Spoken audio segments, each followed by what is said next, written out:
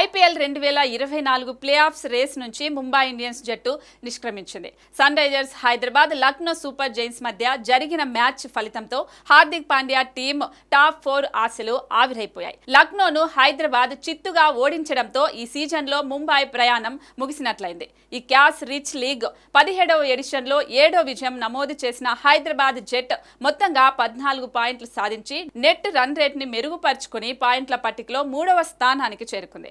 అలాగే మరోవైపు Kolkata night riders, Rajasthan Royals 11 మ్యాచ్లాడి చెరో 16 పాయింట్లతో టాప్ 2లో ఉన్నాయి. ఇక చెన్నై సూపర్ కింగ్స్ 11 మ్యాచ్లలో 6 గెలిచి 12 పాయింట్లతో 4వ స్థానంలో కొనసాగుతోంది. ఈ నేపథ్యంలో చెరో 12 పాయింట్లతో 5, 6 స్థానాల్లో నిలిచిన Delhi Capitals, Lucknow Super Giants వచ్చే వారం పోటీ పడుతున్నాయి. ఈ మ్యాచ్లో ఏ జట్టు విజయం సాధించినా 14 పాయింట్లతో పైకి వెళ్లిపోతుంది. అయితే ముంబై ఇండియన్స్ 9వ స్థానంలో ఉన్నప్పటికీ 12 మ్యాచ్లలో కేవలం 4 గెలిచి 8 పాయింట్లతో ఉంది. ఇక మిగిలిన 2 మ్యాచ్లు గెలిచినా మహా అయితే మొత్తంగా 12 పాయింట్లే వస్తాయి. కాబట్టి టాప్ 4లోకి ముంబై ఇండియన్స్ టీం అడుగు పెట్టేందుకు అవకాశం లేదు.